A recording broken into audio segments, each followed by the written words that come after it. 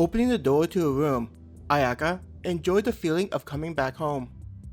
It was a strange sensation considering the room wasn't hers.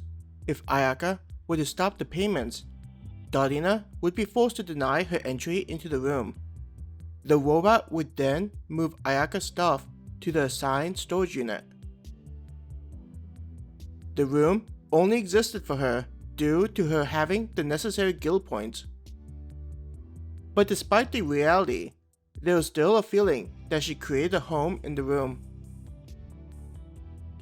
She undid her shoes and neatly placed them to the side of the entryway. Her feet touched the floor as she made her way inside. Worried that the naginata would bump against the wall while it was on her back, she had removed it from the holder and had it in her hand. Even with how tall the weapon was, the weapon's tip didn't get close to the ceiling. Ayaka appreciated the careful attention to detail that Star and Moon had placed into the rooms, knowing that adventurers would have to deal with their equipment. It made the process of entering rooms easier. Walking through the short hallway and into the living area, Ayaka then turned into her bedroom. First things first is to get comfortable, Ayaka said to herself. Going into her closet, she began by storing her weapon. Then, Ayaka began removing her protective leather vest. A sigh came out, being free for the second time, the first being in the restroom. It definitely feels nice not wearing that thing, but I'm sure it's far better to have it on than to get a horn stabbed into my body by those rabbits. Ayaka laughed. She held up the vest and placed it on the holder. From there, Ayaka could see all the scratches and cuts on the material. Laying a finger on the vest and sliding across the indentations caused by the monsters, the thought went through her mind of how it would have felt. Proceeding to remove her shirt, Ayaka tossed it into the dirty clothes hamper. It was soon followed by her skirt.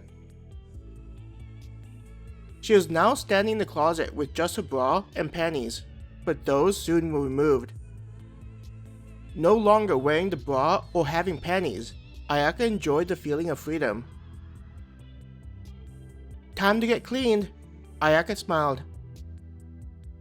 Ayaka may not have smelled too severely, but there was still the feeling of being dirty that she didn't enjoy. It was an inevitable outcome having been outside all day and being active.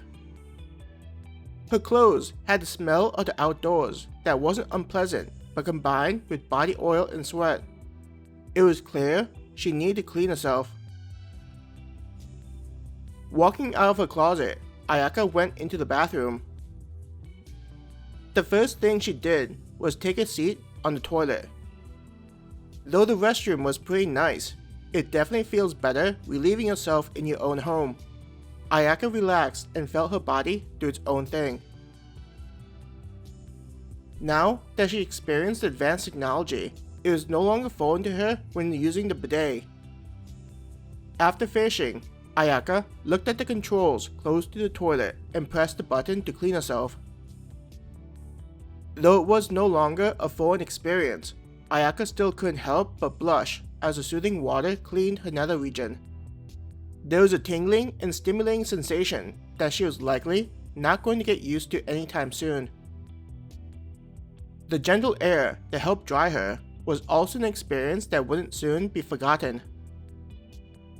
I wonder how this is like for guys.